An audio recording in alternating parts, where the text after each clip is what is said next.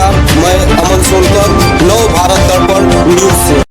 कानपुर के शहीद शुभम द्विवेदी के एक दिन पहले वीडियो फैमिली और फ्रेंड्स के साथ ताश खेलते हुए सबको हरा दूंगा। पहलगाम में आतंकी हमले में मारे गए कानपुर के शुभम द्विवेदी का एक रात पहले का वीडियो जो उनकी पत्नी ने हमले से ठीक एक दिन पहले पोस्ट किया था। वीडियो में शुभम के परिवार के साथ होटल के कमरे में हंसते और ताश खेलते हुए नजर आए। दिल्ली पहलगाम में पर्यटकों पर हुए आतंकी हमले के मद्देनजर गृह मंत्री अमित शाह और जम्मू कश्मीर के उप राज्यपाल मनोज सिन्हा श्रीनगर के लिए रवाना हुए। कश्मीर के पालम गांव में सुरक्षा बल तैयार।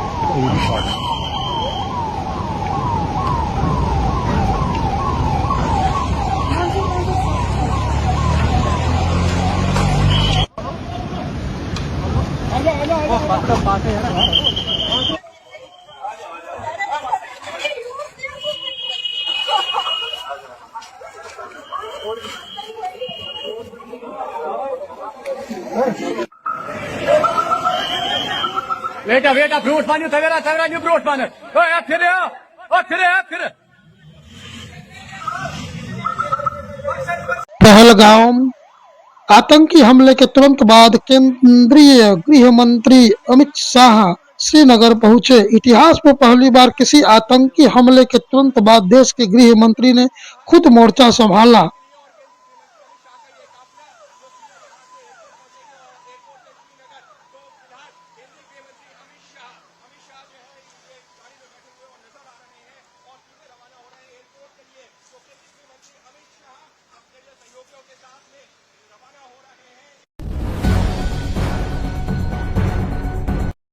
पहलगाम आतंकी हमले में मारे गए कर्नाटक के मंजूनाथ का आखिरी वीडियो आज।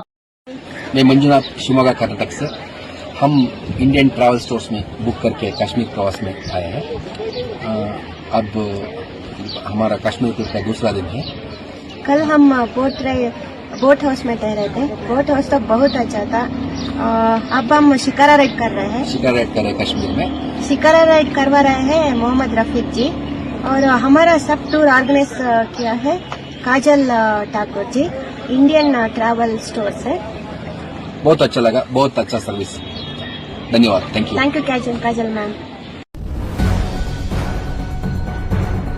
जम्मू कश्मीर के उप राज्यपाल मनोज सिन्हा ने कहा कि सेना पाकिस्तान का ख्याल रखेगी, लेकिन अगर कश्मीर में किसी ने भी आतंकियों को अपने घर में शरण दी तो उसके घर मिट्टी में मिला दिया जाएगा। सुनिए एक वीडियो।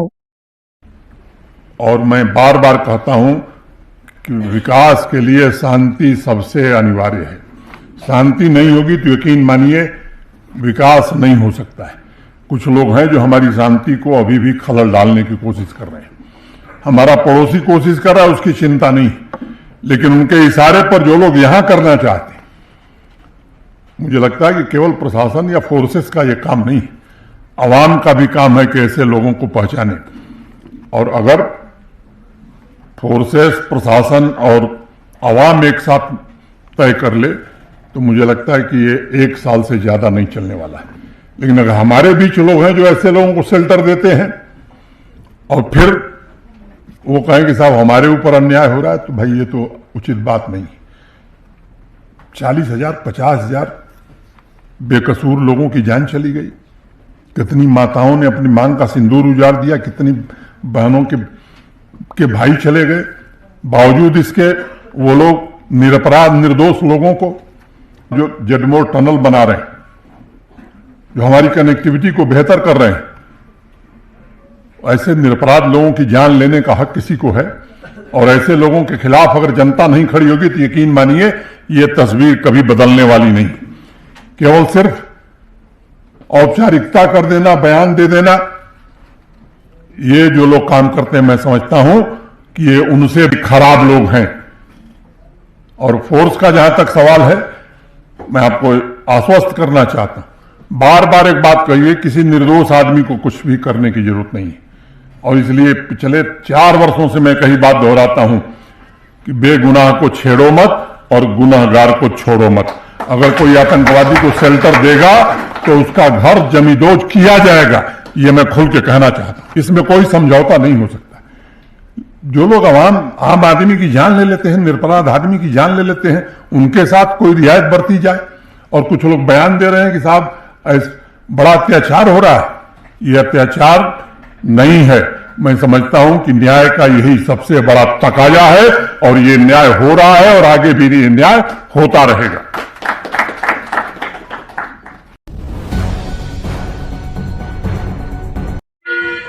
प्रधानमंत्री नरेंद्र मोदी का भव्य स्वागत करते हुए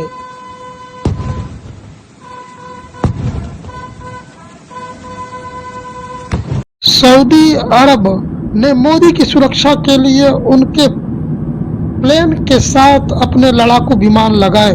लोग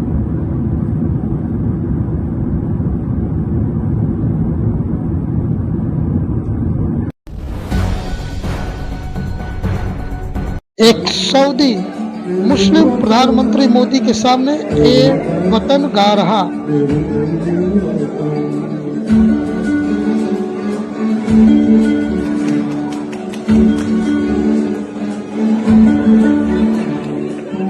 मेरी मंजिल है पहचानी तुझी से, तू ही मेरी मंजिल है पहचानी तुझी से। पूछो भी जहाँ भी मेरी बुनियाद रहे तू, पूछो भी जहाँ भी मेरी बुनियाद रहे तू। वतन मेरे आबाद रहे तू, मैं जहाँ रहूँ जहाँ मैं याद रहे तू। वतन मेरे वतन। भारतीय प्रधानमंत्री नरेंद्र मोदी जहेदा सऊदी अरब पहुंचे, जहां उनका भव्य स्वागत किया गया। मोदी प्लेन से उतरते ही 21 तोपों को सलामी दी गई। बात का एक मामला, उर्दू स्कूल के लिए मिली जमीन पर बनाई दुकानें, 20 साल तक वसूला लाखों की आया वक्फ। संपत्ति घोटाले में सलीम महमूद समेत 5 की गिरफ्तारी। बीजेपी सांसद बांसुरी स्वराज नेशनल हेराल्ड की लूट लिखा बैग लेकर के जेपीसी की बैठक में पहुंची।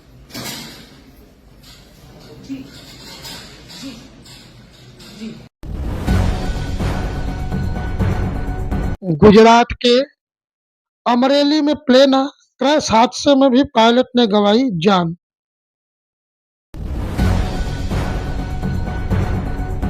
इटावा में एक दुल्हा और दुल्हन ने अपनी शादी में एक अनोखी मिसाल पेश की। मंडप में 7 बच्चों के साथ उन्होंने 8वां वचन भी लिया। शादी के दिन ही दोनों ने देह दान का भी संकल्प लिया। दुल्हा अतुल और दुल्हन लवी ने मिलकर यह अनूठा निर्णय लिया। उनके इस संकल्प की क्षेत्र में व्यापक चर्चा हो रही है। दिल्ली हाई कोर्ट ने बाबा रामदेव की शरबत जिहाद टिप्पणी पर नाराजगी जताई। कोर्ट ने कहा यह बयान समाज में नफरत फैलाने जैसा है, इसका कोई माफी नहीं है। बाबा रामदेव का संबंधित बयान सुनिए। प्रहार जहर, दूसरी तरफ शरबत के नाम पर एक कंपनी है जो शरबत तो देती है, लेकिन वो शरबत से जो पैसा मिलता है उससे मदरसे और मस्जिदें बनवाती है। ठीक है, उनका मजहब है, लेकिन आप यदि वो शरबत पिएंगे तो मस्जिद और मदरसे बनेंगे। और पतंजलि का गुलाब का शरबत पीते हैं आप, ये शरबत पिएंगे आप तो गुरुकुल बनेंगे, आचार्य कुलम बनेगा, पतंजलि विश्वविद्यालय, भारतीय शिक्षा बोर्ड आगे बढ़ेगा। इसलिए मैं कहता हूँ ये शरबत जिहाद भी, जैसे लव जिहाद, वोट जिहाद चल रहा है ना, ऐसे शरबत जिहाद भी चल रहा है। तो लो, आपको इस शरबत जिहाद से बचाना है तो सब तक ये। लखनऊ आईपीएल मैच के दौरान हुआ था दर्शक नबील। लखनऊ के खिलाड़ी निकोलस पूरन की साथ से हुआ था घायल। निकोलस पूरन ने फैन नबील से की मुलाकात और अपनी कैप भी साइन करके उनको गिफ्ट किया। उस दिन टीम हमारी जीती थी, ये बात ही खुशी थी। अपनी ये टीम ट्रॉफी की ड्रीम।